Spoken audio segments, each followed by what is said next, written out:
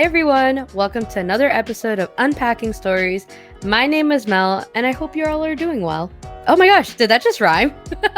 Anyways, if you're new here, welcome. I wanted to take a moment and wish a huge congratulations to R.A.B on her first single called R.A.B.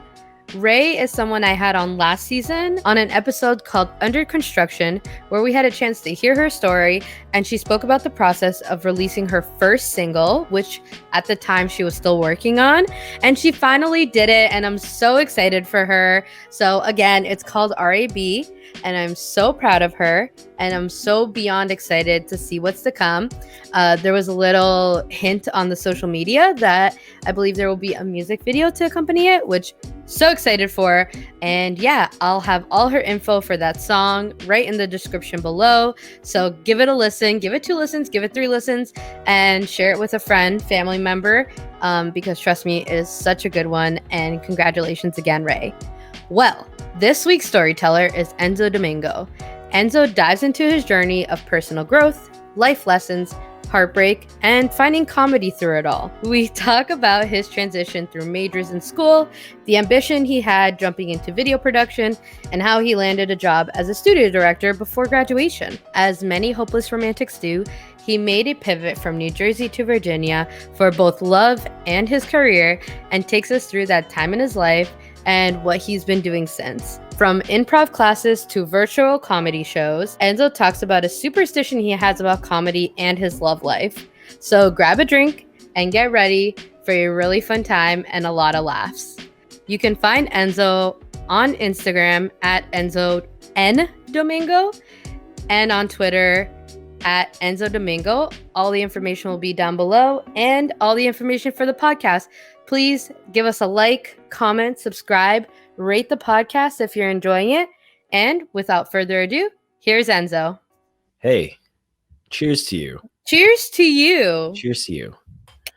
Now I gotta readjust. You're so fancy. I should have put my hard cider in a little glass. That's okay. I mean, I'm not gonna drink it from the bottle. I don't do that anymore.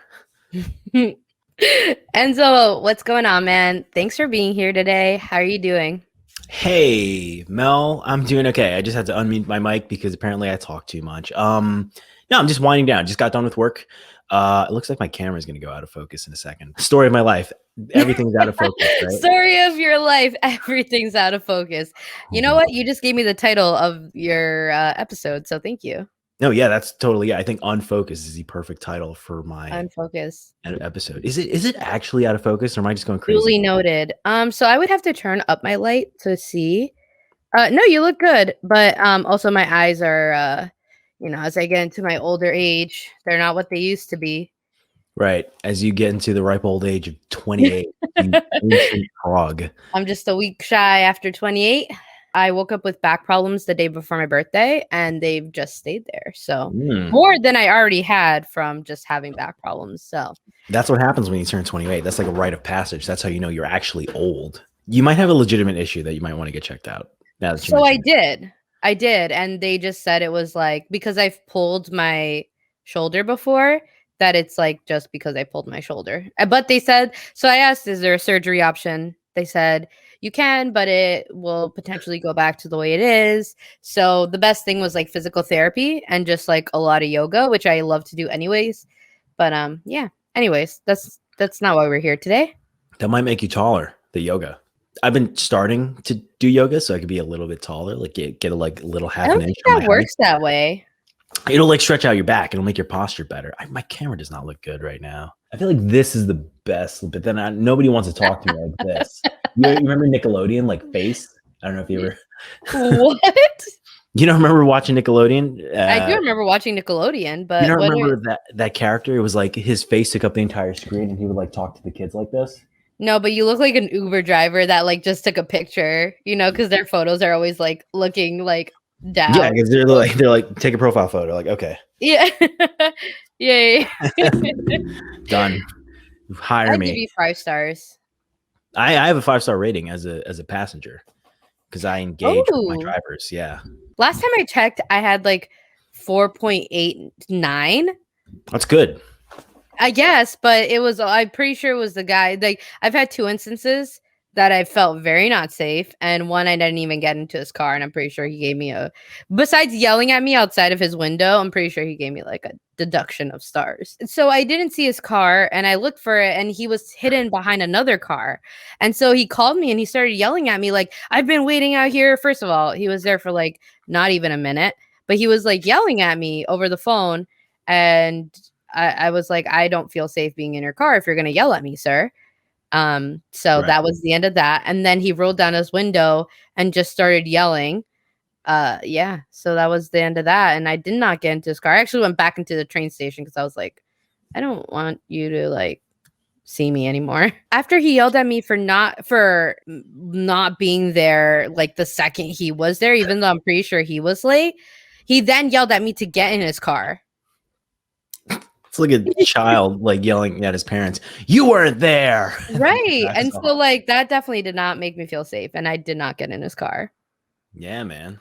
Sucks for that guy. Yeah. You get what? Did you give him like a 1-star rating? I had to actually I called Uber on him. Ah, he's Yeah, probably like. or messaged Uber, which actually, no offense, Uber, your communication sucks. I remember one time, I think it was Uber or Lyft, one of them. I was drunk and I ordered a car, and then it never came. Apparently, somebody took it because somebody was dropped off. The ride was like ride completed. I'm like, I'm still sitting here vomiting on the concrete, but okay. I don't remember which service it was, but yeah, somebody took my ride, and they didn't, nothing really. I called the driver, nothing happened, so I had to like, yeah, that was a whole mess. I hated it, but Are you sure nowadays, you didn't actually get into the ride? no, because I passed out and woke up in the same spot, so I'm pretty sure that wasn't me. So wait, what did you end up doing? My friend was with me, so he ended up like ordering a car on his app, and that got me home somehow. Recently, I started rock climbing again. I just joined the rock climbing gym, so that's been keeping me active. That's like a good hobby that I like. Things are going great with my comedy class. Getting a lot of more creative juices flowing. Starting to work on more side projects like podcasts and possibly making that into video stuff. So that's good. Work is Cool. great. I'm killing it right now. Love life is quiet as it always has been because that's what happens with my life. And I'm recording right now. So this is good. This is good for me. I love this stuff. I love it. I love it. And I'm excited to jump into a lot of those things you just said. But let's start from the beginning. Where did you grow up and what was your childhood like? I grew up in Jersey City, New Jersey. It is I don't want to say the second largest city in New Jersey, but it probably is the second largest city in New Jersey. I grew up in the Greenville section of that city. Really diverse population. Went to private school and all that. Those were like all that laid the foundation for the person that I was going to be, which, looking back on it, that person was just very confused. Um, but yeah, no, that was like who I was. I was like a goody two shoes kind of kid, ugly kid, fat kid, late bloomer. It was a very unexciting childhood. Private school, uniforms, Catholic classes, seven sacraments, all that stuff. It's weird because like when you hear about people talking about like private schools and Catholic schools, you always hear about like the nun who would like slap your hand with a ruler. Yeah. That was really scared. Yeah, for me. You're That like, sounds scary. have you heard those tales of like No, really I strict don't I nuns? mean, I went to Catholic school for 2 years, and I didn't not have a nun who slapped me anywhere. Oh, that's what I was getting at. I've never Oh. experienced that. Did you I see think, my scared face? I was like, "What? That happens?" yeah, my nuns use whips and barbed wire sometimes at the same time. But no, I didn't experience any of that stuff in my school. It was I mean, it's pretty typical. It was like an inner city school. Mm. But when I say that it like formed my identity, sorry, I noticed a lot of things that I did back then that still stick with me nowadays. Like my inability to talk to girls and really just trying to be the kid who is always trying to be the center of attention. And I think a lot of people who are listening to this, if they know me, they're like, yeah, that's totally him. They're like, chef It's making sense. The this dots guy. are connecting as we speak, yes. Yeah, like, yeah, this guy, I thought he was an asshole, but after saying that, now I know he's an asshole. I think growing up in a small school or yeah, like it was a small school. Like Hmm. we were the last graduating class from that Catholic school. I went there from kindergarten to 8th grade. And after we graduated, my class of like 30 kids, the school closed down because it wasn't making a lot of money. I mean, the building's still there, but I don't know what they're doing with it. But yeah, just like being in that environment where you Hmm. have like your tight knit group of friends, everybody's forming their identity. I was always the guy who was trying to like, make people laugh or, just entertain people. And I love doing that. I still love entertaining people to this day. What have you learned from, I guess, that time, seeing yourself now? Because it is something that you're saying like has shaped who you are. What I guess is like the lesson of that. Oof, God. How has something 20 years ago shaped me now? um, I don't know. I don't say I want to say that I'm a lot more different now, though, and maybe that's the lesson there. Just like There don't you be go. that guy anymore. But the way that I am now, the person that you're talking to now, is a very new version of me. That's only maybe like 2 or 3 years old, and that actually came about from a lot of pain, like recently. Mm. Like a lot of heartbreak and stuff. And I think going through a lot of pain gives you a lot of perspective and clarity. And then, that just changes the whole way around. And if I were to look back at like child me, I'd be like, you're such a dick. And then child me be like, what does that mean? And then I'll be like, get away from me, child. And then, but no, I think that it shaped me in my adult years in the sense that I don't want to be that sort of guy anymore who's just like constantly looking to be the center of attention. But I do like to entertain people, but just not like, I don't want to be obnoxious. You know how you say like when things happen to you, and I guess it's more in terms of like difficult situations where you learn an immense amount about yourself and just like grow from it. Do you feel like the times before that, or like even that younger version of yourself, almost feels like a different lifetime ago? Absolutely. Like who I am now, like the way I think and the way I feel things is very much different to who I was like Mhm. years ago, Right. and like, you're changing every day or, every few months or whatever, the more you learn, the more you experience. So, I think, yeah, very much so. That's, yeah. Yeah, I think when you've gone through something, and I mean, good things also, but I think harder things are where you really learn and grow and it hurts. But through that, it's almost like that other person, they were there and now they're like kind of gone. Like you've released them kind of thing. So I think that's really interesting that as you're talking about your younger self, that is like kind of in the same situation. No, yeah, I agree with that. And I think for everybody, because everybody's different, the events that change them is obviously different. Like for me, all Mhm. the pivotal events in my life have been centered around women or girls or dating, so that's always like changed who I was or maybe better or so. Like when I say who I am now is different from 2 years ago, it's because I went through a breakup. And who I Mhm. am today is different from like 4 months ago because same deal. I went through a breakup. So in the context of me, those pivotal moments are related to dating and heartbreak. Whereas for somebody else, it'd be like, oh, I got hit by a car or I got robbed at gunpoint. Mhm. Yeah. Yeah, no, for sure. And I think that's like, thank you for being open with us, first of all. Because I know it's not always easy to share or even think about like those times because sometimes people just don't want to think about them anymore. So I No, I'm way appreciate past it now. I'm like healed, right? that. I only cry once a We're week healing. We nowadays. love it.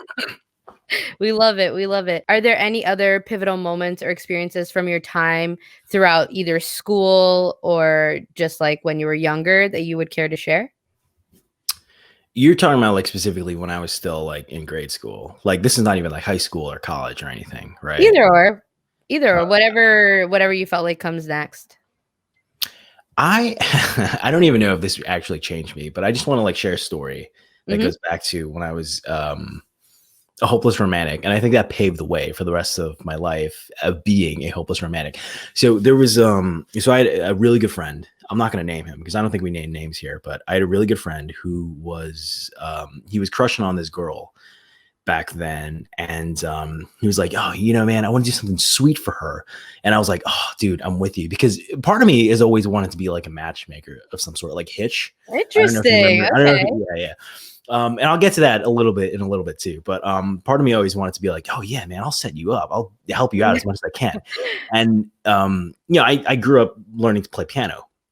So I don't know how we got this, but we ended up getting the girl's phone number, right? So then we call, not knowing whose number this is, assuming it's the girl's, and we get the voicemail to the, back then it was like a landline, so it was like the voicemail. I was just about to ask you, was it like a landline situation Yeah, where you're like hoping the parents don't answer, right? Or like that's exactly it though. So so nobody answered it, and then he was I think he was gonna leave like a hello message or something, but I was like, dude, let me play the piano while you're saying that, just to make it a little more romantic, like I'm fucking Casanova or something. So I'm like, okay, I'll play the piano. What a hype Say your man. message, right? Yeah, like a hype man, like playing Moonlight Sonata. Like, okay, like that's so romantic. And we did that.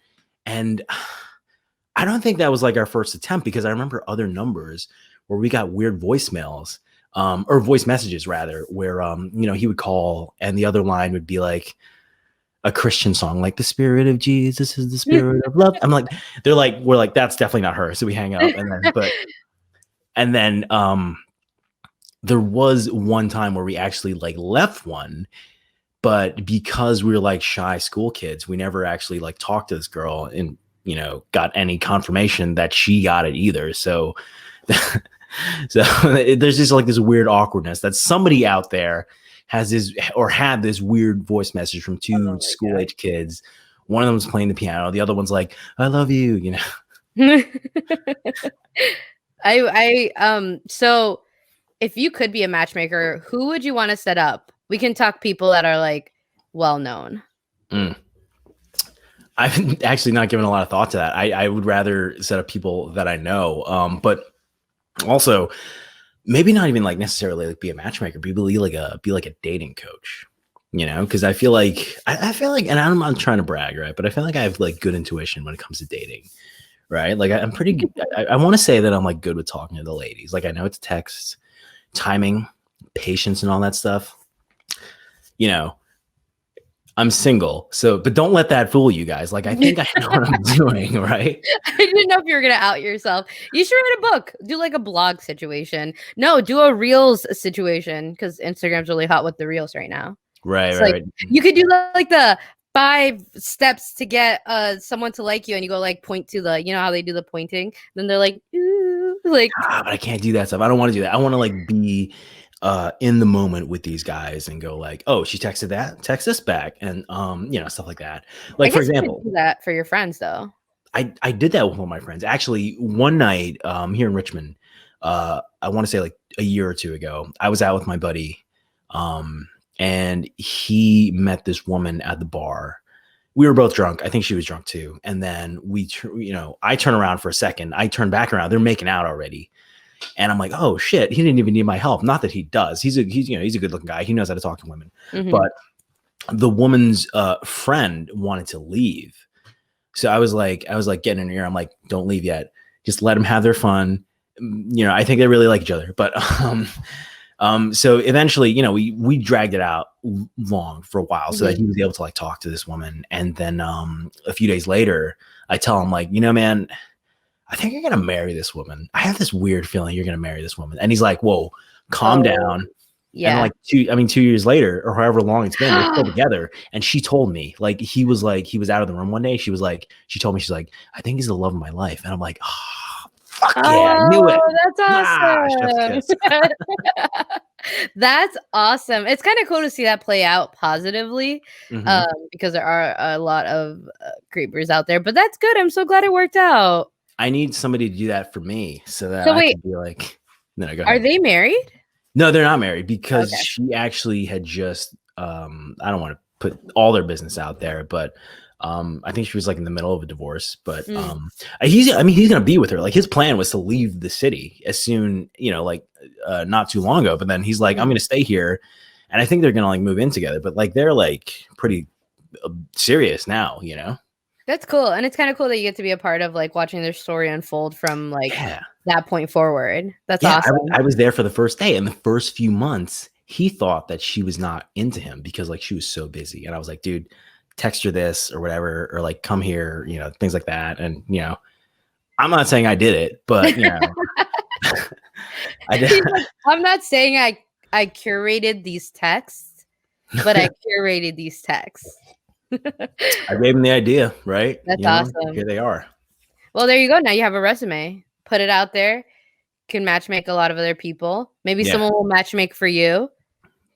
that would be good. Yeah, I'm dying over here. It's like a desert, you know, like a dry spell. Mine's like a dry incantation. It's like, Should we do like a dating show? Maybe this should become like a dating show for you. I would oh love for you yeah. to find someone like really good. Oh heck yeah. You know, I applied to be on and this wasn't like I didn't set out to do this, but there was an ad to apply for The Bachelor on my Instagram Mhm. feed. So I'm like, oh, I guess I'll do it. Did you I do haven't it? heard I mean, yeah, I applied. Oh, you should have let me do it for you. Why didn't you tell me? Because I have signed someone up who got a call back and Really. then moved on to the next part, but then declined because of their work was very important and they couldn't see themselves like taking off for the show. I took the fact that I didn't get a call back as them saying, you're ugly. Next. No, but Swipe also they left. don't always call for I mean, they sometimes wait for the next season. So depending when you did it, A few weeks ago. Yeah. Okay. oh, a few weeks ago. Yeah, so you might get a call back or you might get a call back next year. Would you actually go? Probably not. I'm hoping by next year I'm not still single. Well, I'm 31 years old. I'm so behind on life. You're not behind on life. You're never behind on life. I feel that way. I will never not feel that way. Well, then we should do a dating show for you. If anybody's interested, if you're on the YouTube, check out my friend. Look at him. All right. Yep. Hit me up in the DMs and maybe we can get something going. Hit Wow. me up in the DMs and I will definitely get something going. True. You could hit him up in the DMs and then you could get something going. Anyways, let's jump back to your life. We digress so much. So what was your journey like after that school, after your private school experience? Once you graduated, did you continue in that environment of private school or did you like move on to something else? So I remember 8th grade. I was really upset because my parents had moved to the suburbs, and for the longest time, I was so resistant to that, right? You know, because my identity in grade school was like, I'm this tough street kid from the city. I am not moving to the suburbs with their finely cut lawns and their Walmarts and stuff. Like, no, man, I'm gonna be tough on the street in my baggy clothes. And you know, I mean, I didn't have a choice. Like, what am I gonna do? Rent a place at 13 years old? So you know, eventually I did move with my family because again, 13 years old. What am I gonna do? So, but yeah, it was a huge school, enormous. Like my graduating class was like 300 kids. You know, compared that to the 30 kids in my grade school. Yeah. And I was going into high school thinking that everybody was going to be like, you know, preppy and, you know, just like not what I was used to, you know, and I was so wrong. Mhm. Like it was diverse, you know, I mean, an uneducated kid coming into a new environment. I didn't know what to expect. But then that also, it kind of reinforced the sort of kid that I was trying to be back in grade school. So I guess I could say I refined myself when I moved to high school because it was like the still same ghetto kind of like kid, but just with nicer clothes because of TJ Maxx and Marshalls. Oh, love those things. I love TJ Maxx and Marshalls. Yeah. And I'll say that when you get moved somewhere, right? You find any reason to hate it, right? As a young like preteen teenager. Yeah, no, exactly. And especially for me, because where I was moving to was the polar opposite of where I was from. So I just did not like it. I remember, and this is not very street or gangster, but I remember like some nights like crying, like, oh my God, I can't believe I'm here. Take me back home. Were you far from your friends or was this like solely just because you didn't want to be there? A little bit of both. A little bit of both because all my friends, none of them moved, you know, so they were all like being able to have fun together. And it was like 50 miles away, like an hour drive, which, you know, as a child, you're like, oh my God, that's fucking forever. Yeah. Just, you know, God, move me to another country if you're going to do this. But yeah, no, it was a combination of both, like missing my friends and missing you know, the city, the environment that I grew up in. And I think that's a really important time, you know, when you're like 13, you're like becoming, you're starting to that journey into your adult years. And I think high school was a very formative time for me as well. Mm-hmm. And I think it really shaped me moving out of that attitude and that personality that I had in grade school. And really, and this applies to everybody. I think it really like molded me into this, or at least the first few steps of what this is. Mm-hmm. How would you say that happened, or if you have any stories you'd like to share? Environment, man. Just like the people that you're around all the time. Like my friends in high school were nothing like my friends in Jersey City, like in grade school. Um, it was like the kids that I tried not to, or the kids that I walked in there going like, I don't like these fucking kids. They ended up being like my best friends, because the kids that I wanted to be friends with, like the ghetto kids and all that, they would not accept me, or at least like they would not like let me integrate fully in that group. So it was just like, I'll take what I can get. But my group was like not the cool kids, but also not the rejects. So we were like the middle ground, just like an average kid, average high schooler, Mm-hmm, mm-hmm. And I think that really it humbled me a lot, and yeah, I think that really like set the tone for where I'd become, or what I'd become later on. And then, college, and then after college really like turned it up to 11. And that's why this is me now. So I guess going from high school to college, what was that journey like? Did you know where you wanted to go, or did you even know what you wanted to study going out of high school? The whole process of college was like, and I wish I got more education on that stuff, right? Like I was like applying to places that were nearby, like, oh, Rutgers, Seton Hall. I know these names because I've seen them on t-shirts. So, I didn't like do a lot of research on like their programs and stuff, partially because I was like, well, college is college. Like I'm going to go regardless. Right. But I didn't even think to go like going to a place that was, specialized in anything in terms of what I wanted to do. It's funny because when I was in high school, I was like big on broadcast journalism, broadcast, television production, video production, things like that. And then when I went to college, guess what I declared as my major first? What? Psychology. Oh, of course. That makes total sense. Yeah. And then after that, I decided that psychology wasn't for me, because somebody told me that if you wanted to do anything with a psychology degree, you got to be a doctor. So I'm like, I don't want to go through more years of schooling. So then, although I will say Dr. Domingo has a good ring to it. Dr. Domingo. Yeah. Isn't that a telenovela character? I have no idea. Dr. Domingo.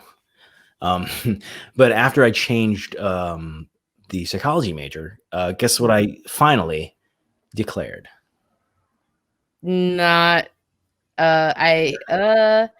anthropology. Nailed it. No, theater arts. Oh, I was like, really? Okay. I think sociology might have been in there at one point, but no. It was psychology and then theater arts. Okay. And then it was in theater where I took one class where it was fun because it was like we had to film a scene from a play. And apparently I did so well that the professor's like, you should look into like doing more video stuff. And I thought to myself, like, I do video editing on the side. I did that a lot in high school. So then finally I changed my major one more time to criminal justice. And then Wait, really? No, I don't think I did. No, I think I went from theater to video production, but criminal justice was my minor. So. It's like they're saying, go through the second door, go through a second door. And you're like, I think I'm going to go back here, Yeah, I think I'm just going to take this one, guys. Yeah. No, but no, yeah, it wasn't like a logical progression from high school to college in terms of what I wanted to do. But I mean, I'm glad I went through that journey. I'm a lot more educated now. Even like post-college, when I was like a professional, I was like, I should have gone back and done another field, done another career. Like I would love to go back and do marketing, right? And yes.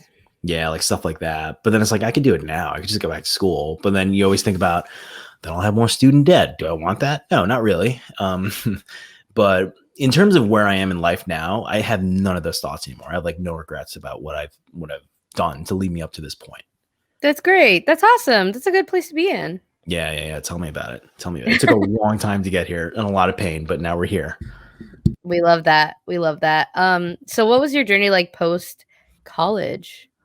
Post college, I feel like that's where I finally became me, you know? And like I said earlier, like I was a late bloomer, right? So, post college it was actually my last semester in school when I got my first real job, Mm. freelancing at a news station, News 12 New Jersey. I was a studio director over there.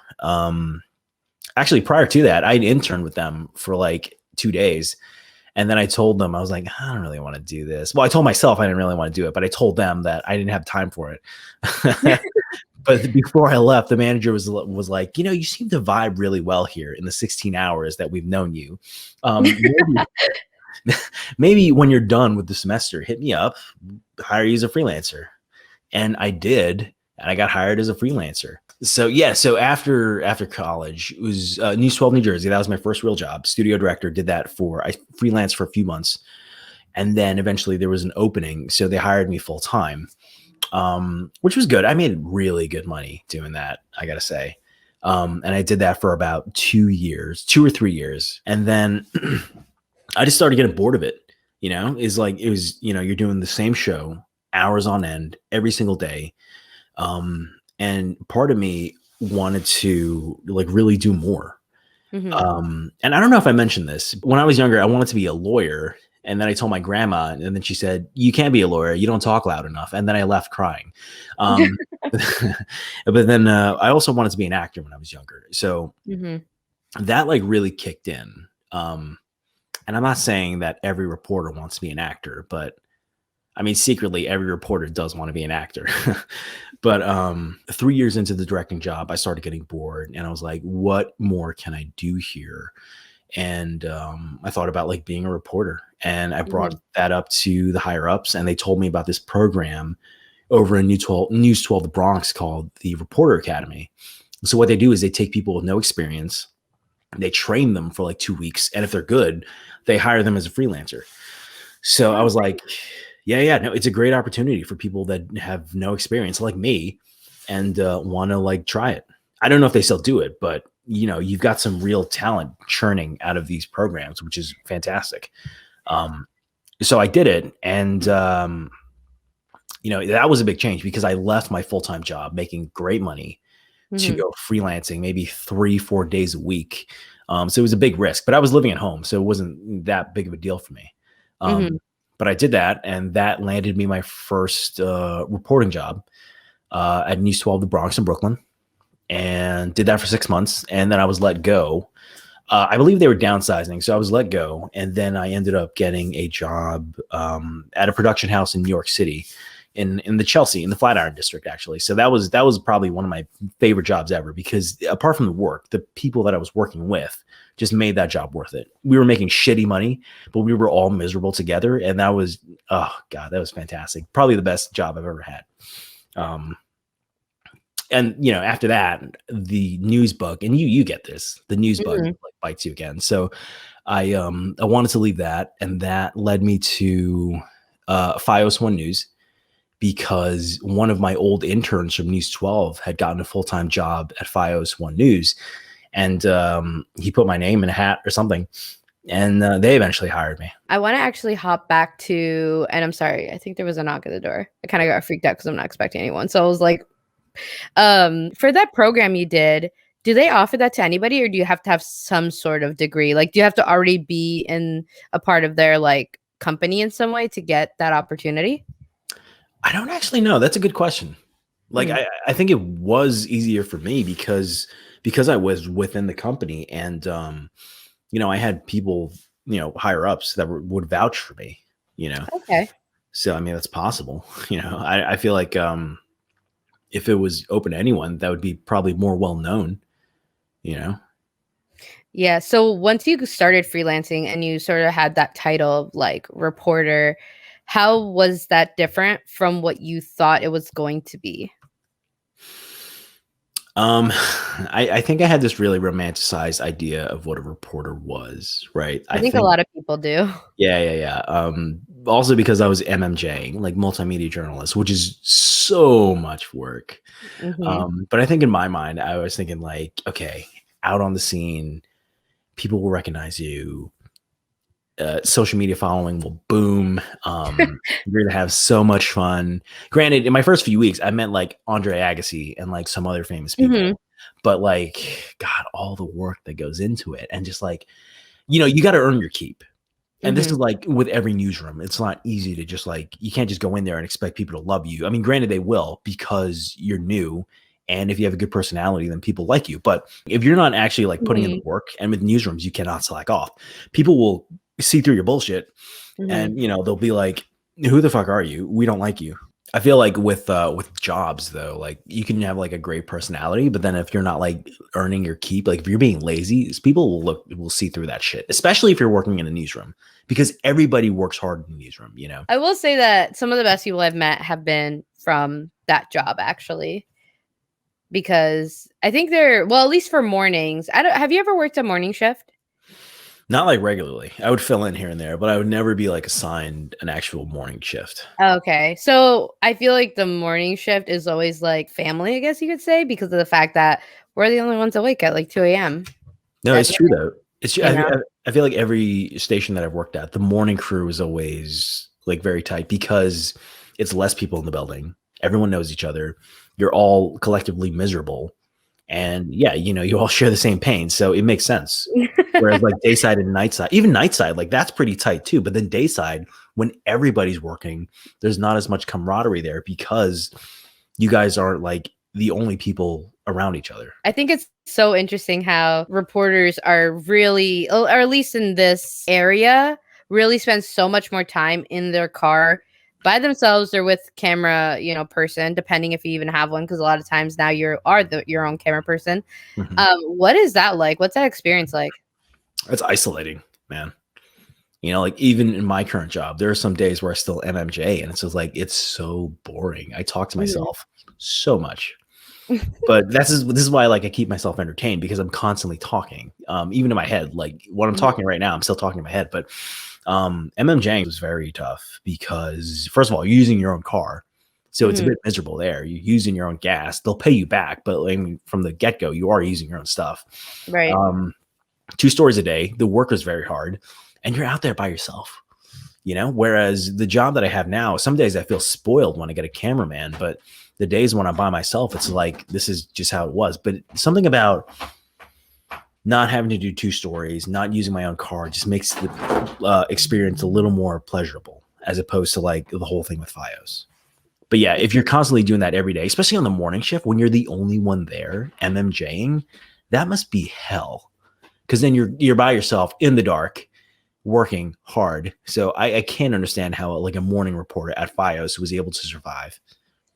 Yeah, I will say two situations I would always like get a little nervous with is one, snow coverage for any reporter at any time, but also early morning hours when, there's been some type of shooting or something and having to go back to that scene in the plain dark, right? Because like Mhm. 5 a.m. it's not usually light out anymore.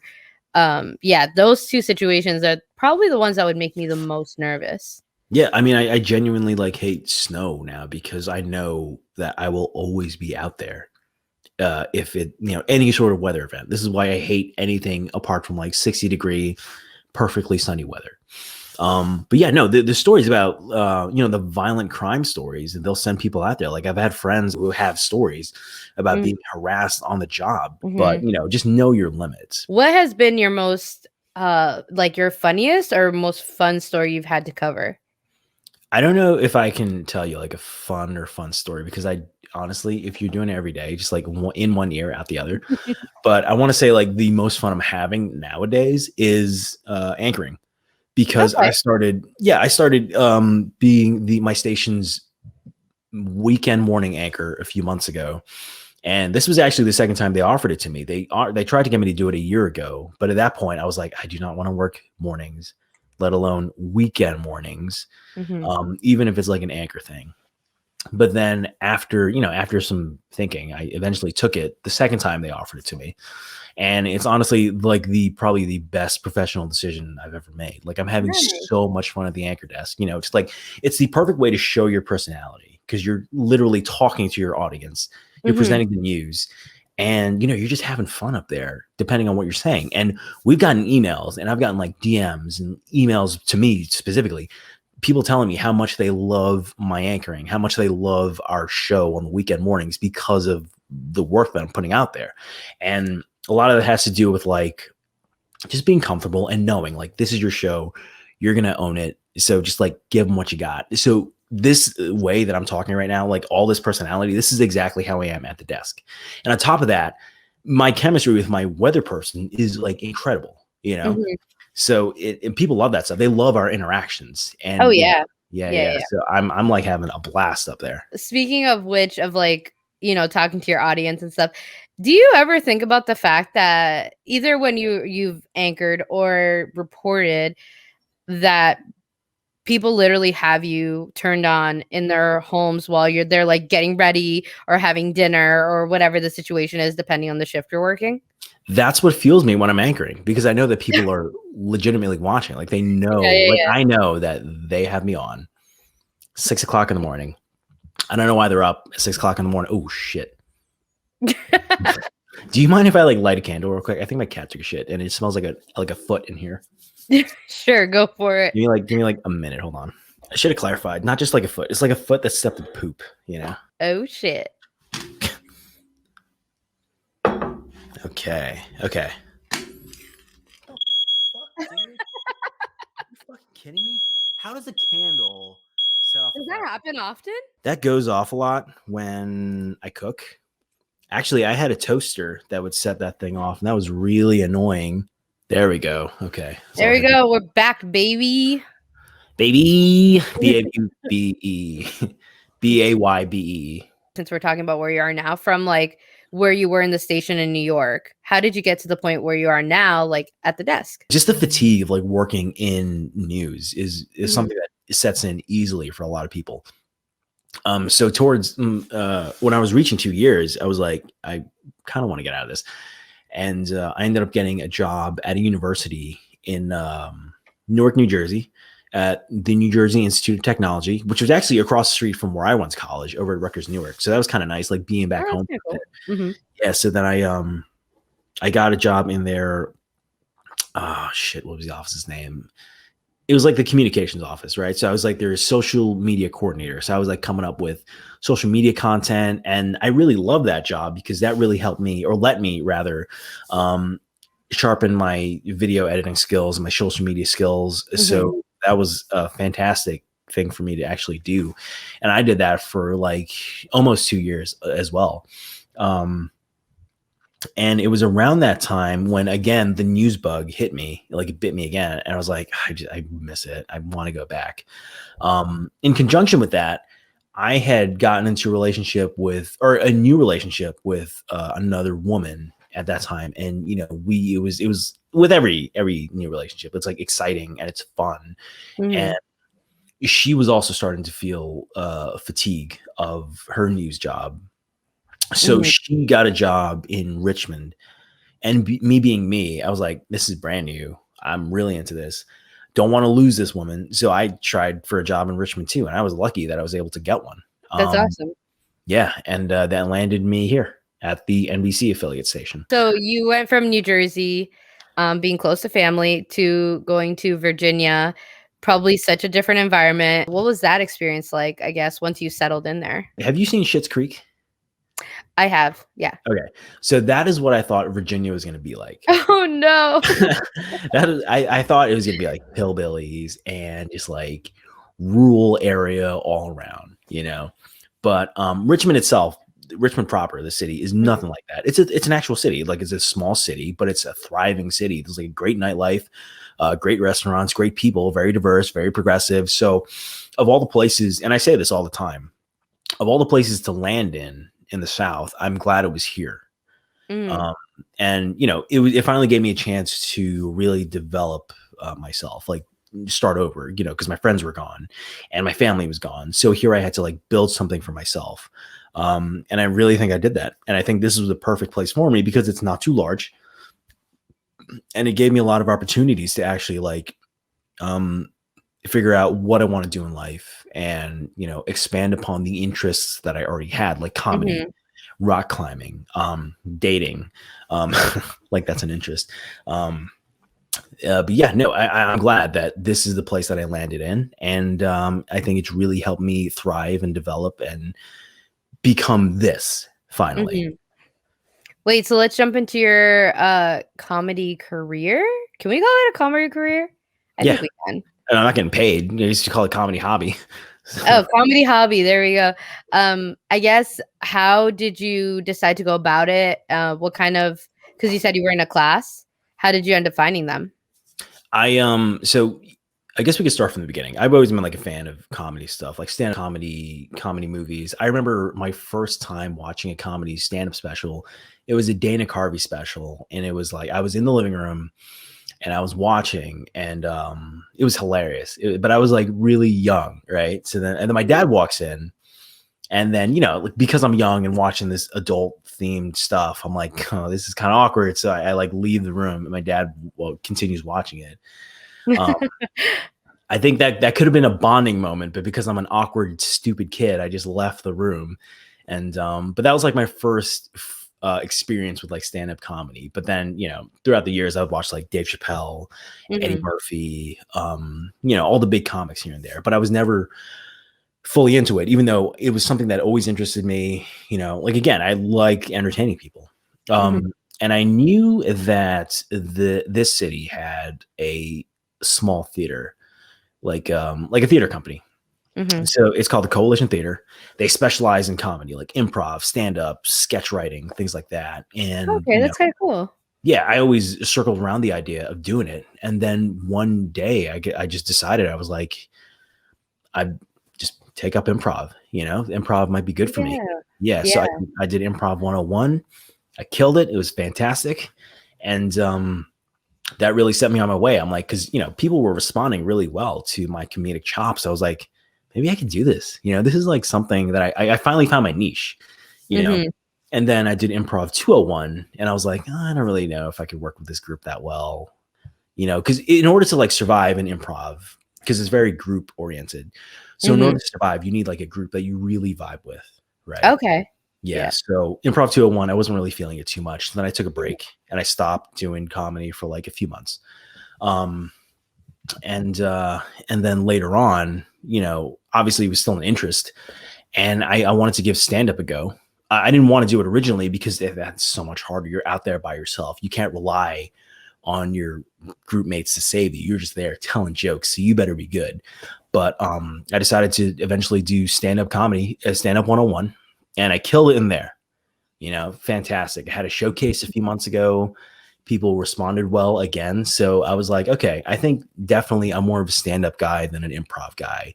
But Mhm. I will never discount the skills that I learned in improv, because that is like pivotal to being a stand-up comedian, just like thinking on your feet and stuff. So they're very different arts, but I think they go hand in hand if you actually want to thrive. Nice. But yeah, because I did stand up, I am starting to actually like do that more on the side. Like I'll do a virtual show here and there, or I'll try to do a virtual show, or I'll definitely go to watch open mics, because if you want to be in that community, you have to support the community. So that means like going Of to course. open mics and networking with people. And we're all miserable, sad people. All comedians are sad, but we thrive, and we thrive in that misery. We support each other. Can I explain to you the superstition that I have about comedy, though? Go for it. So every time that I take one of these classes, improv Uh-huh. 101, improv Yeah. 201, stand up 101, Mhm. stand up 201, right before the showcase, I get broken up with. It's Okay. it's very Explain. okay. So I don't know if it's like the timing of the universe or it's just like God's way of telling me something, but it's like, okay, stand up 101 or improv 101. I go through the 8 weeks, and then like Mhm. the week before, my girlfriend at the time breaks up with me. So I'm like, okay, Oh, whatever. no. That's fine. And then improv 201, same thing. A few weeks in, I get broken up with. So I'm like, fuck, I can't do it. So that's also one of the reasons why I took a big break, because it's Mm. like, I don't want to keep, because after 201, I was like, this is starting to set in. Something's going on here. So then stand up 101, which is, mind you, like a year later. Mhm. I'm in a relationship with this woman that I've been in for like at this point 5 months. So I'm like, Okay. this is great. This is my person. Things are going steady. Fantastic. Mm-hmm. 1 week before my stand-up 101 Oh showcase, I no. get broken up with. Oh, And I'm like, gosh. yeah, I know. And I'm like, I'm this deep in and I have a really strong set. I am not gonna quit now. But it's Yeah, just don't like, quit. but that just like solidified it. It's like every time I do a comedy thing, I will get broken up with without fail. Stand up 201, which I just did, or which I am in the process of doing as of this recording. I'm like with with the girl that I'm seeing now, things are like on the rocks. So I am Oh no. completely prepared for a few weeks from now when the 201 showcase starts that I'll be like, here we go again, fucking single again, of course. So Do you feel like that creates good material for your sets, or do you not even like incorporate any of that? well that actually was going to end up becoming another set of mine, but yeah, no, a lot of my material that I did early on, mind you, my comedy career isn't that long, but you know, a lot of the stuff that I focused on early on was on dating and Hmm. like heartbreak and stuff. So yeah, it's very influential. I don't know, it's going to break the curse, but now I'm very superstitious about taking any more classes because it just keeps happening. Hmm. But you know what? Maybe the right partner will break that curse. And that was meant to be the one partner to actually watch something that you also deeply care about. I like that thinking. I like that thinking. Okay. We like to keep it hopeful here on Unpacking Stories. We'll see. I don't know. Who is someone that inspires you, actually, now that we're talking about it, for comedy-based environments? For comedy stuff. Oh, you know what? Yeah. A lot of my humor comes from not even like big comedians. It comes Mhm, from the people that I follow on YouTube. And yeah, like there's a company that I really like. They're actually called Kind of Funny. So they're like this internet group and they do like podcasts and reviews mhm, and stuff. And they're hilarious people. Right. But even before then, there was another YouTube channel that I was super into. They're called Funhouse. And they do a lot of improv based comedy, really like borderline offensive stuff, but it's mm, hilarious to me. mm, All their stuff is really tongue in cheek. Like there's a self awareness there, and you know, they don't mean any of these things, but that's just like their shtick, right? mhm. So a lot of my inspiration comes from them, in like the way I perform and the humor that I have, and it's just I don't know, it's like some people will name like big name comedians, but for me, my inspirations are these YouTubers, you know. Yeah. So who is someone that inspires you then in terms of like your journalistic career I don't know if I have one. or in life? Or in life. In life, I can Yeah. say, okay, so this is the weird thing. For me, a lot of my inspiration comes from fictional characters, Okay. right? I think a Okay. lot of my personality is very much inspired and influenced by whatever media I'm taking in at the time. So, say like 1 week I'm like binging Mad Men. For that, for the time being, I will just like I'll talk like Don Draper and I'll act like Don Yeah. Draper. So I'll be like really quiet and stoic in all my Yeah. interactions all week. Or if I'm like watching, you know, like a Superman movie, then that whole week I'll be like, you know, really proper and stuff. And but I think that's just like always who I've been. Like as somebody who as like an ever-changing identity, um, and I think I touched upon this, but like as somebody who is like so easily influenced, that's just like my identity is formed by whatever the hell I'm, you know, influenced by in the week or in the moment, you Mhm. know. I don't know if that happens to you, but for me, it's like I can change depending on who I'm with. Yeah, you pick up the vibes of like the people you're around, right? Hmm. Or Absolutely. I guess what you're watching, because I'm not really hanging out with a lot of people these days, so it's mostly like what I'm watching. Same. Yeah. What has your experience been in Virginia? Do you ever feel like you want to come back if there was either a job opportunity or something that leads you back to, I don't know, I guess Jersey or New York? That was my original plan after the first contract. I was Mm, my plan was to be like, you know, December 2020. That was the end of my first contract. My plan was to come back home, mhm, not even necessarily be in news, but just to come back home. You know, that was my plan for the first year. And then going into my second year. And I think, and I want to say being single and being able to explore the city really let me explore the city. Right. So after that, really taking in all that Virginia has to offer, that plan of moving back as soon as the contract ends really started to dwindle or at least fade away. So Hmm. now I'm like, I could see myself staying here longer, maybe not forever, but definitely long term if I had to. Like, I don't have a problem with the city now. I love it. Um, but that's something I never expected. If you were to ask me a year or two ago, I would have been like, "Are you kidding me? I'm leaving as soon as my contract's up." But now I'm like, my contract will be up now in December of this year, so 2021. And part of me is like, I'll see what happens. Maybe I'll stay longer. Yeah. And if you could give any advice to anybody who, because in the field of like news or like stuff like that, a lot of times actually people tend to leave to smaller stations to get sort of like a career built, right? And then end up working in a bigger city or, whatever the situation is.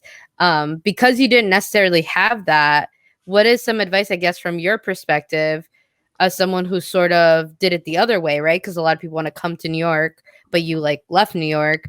What's some advice you can give somebody? I think you got to be realistic in your expectations. Like, even though Hmm. I started in New York, I wasn't like working at a big network, right? I was working at East 12, where their competition is the big networks, and they are the bottom of the barrel. FiOS isn't even on the scale. So you do have to make those moves. You do have to go to the smaller states if you really want to thrive. And I know it's scary, but it's what you make of it. Like for me, being down here and realizing that if I don't renew this contract, I could be without a job. So I Hmm. signed on for another year, but I did it on my own terms. But because I knew I could do that, like, you're not going to walk into your station and be like, make me an anchor. That's not how that works, obviously, because they don't know who the fuck you are. But Hmm. because I was already 2 years in and on a really good relationship with my boss, I was able to tell him, like, yeah, I will sign another year, but I really want you to help me become an anchor because that's ultimately what I want to do. And that didn't even come easily. Like, I signed my contract probably late November. I Hmm. was supposed to have signed this contract at the end of September, right? But I held it off so long because I was determined to just leave, to not even be here. But when I realized that, we're in the middle of a pandemic, Yeah. um, I barely made a name for myself down here. That's when I decided to take the initiative, and I told them, I will give you another year. Granted, they wanted me to stay too. Like, you can't just like negotiate if they don't want you. They could have been like, get the fuck out of here. But they wanted me to stay. And, I said to myself, if I'm going to stay, then I'm doing it on my own terms. I told them, okay, I'll give you another year, but really help me become an anchor. And Okay. so, yeah, so that's why I'm the weekend anchor. And my boss gave me his word that he's going to try to get me into the anchor seat as much as he can, during the week where you really get the eyeballs on you. So that was something I was really proud about. That's awesome. What is next for you? What do you have going on? I'm constantly working on side projects that never get published. So, I recorded a podcast episode and I recorded a video companion to that podcast that may not even become something. Working on side videos, my comedy stuff. It's just like a jack of all trades, but a master of none. You ever heard that phrase? That's like, I'll like try everything and accomplish nothing. But doing this, I'd love to do this. If you could have me on more, that'd be great. I'll just make up stories just to be on this podcast. Just to come up with stories. Yeah. Yeah, Yeah, come back anytime. Honestly, it's fine. why I'd not? love to have you. Well, we'll see how people react to this episode. They could be like, I stopped 7 minutes in because I could not take him. Because I the had whole it at where he talked about his cat's shit. yeah, That was and it that for me. he left, and so did I, and I never looked back. Where can everyone find you? Eventually, when my stuff gets published, you can find me there. But until then, I'm on Twitter, Enzo Domingo, straight up. I was lucky I got that name in birth and on Twitter. I don't think there's a lot of Enzo Domingos out there, are there? Oh no, you'd be surprised. There's a lot of them. Oh, Good God, this is why, and that's why on Instagram I'm Enzo N Domingo, because somebody already took my name, because there is evidently a lot of us out there.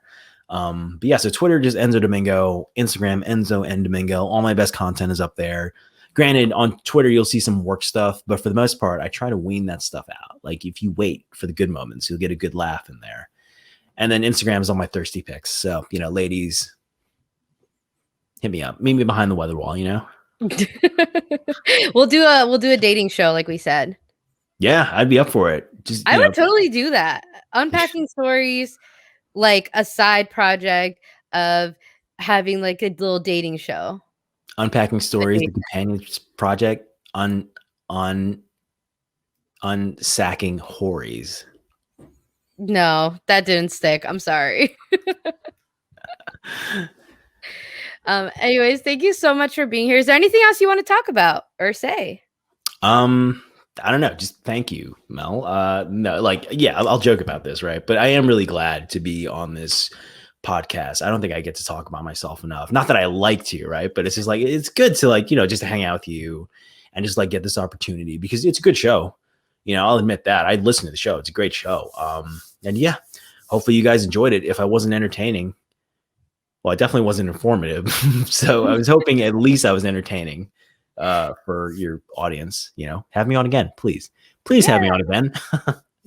Definitely. If you're interested in Virginia news or you're interested in his content, check him out. Yeah, check me out. Like literally check me out. I am single. Check me out. Do you post your comedy stuff on there? No, and partially because I don't have a lot of comedy stuff yet, I mean, my Twitter's got a bunch of jokes, We'll have it all down in the description or the show notes or wherever else this is living. Thank you so much for being here. Thank you for sharing your life, your comedy, your personality with us. It was really fun. Thank you. Oh, I got wine. How the fuck did I get wine on my hands? Oh, God. Jesus really said, this kid needs help. Here, take my blood and splash it in my face. Oh my gosh. All right. And with that, everybody, I'll talk to you later. Bye. Cheers. Cheers.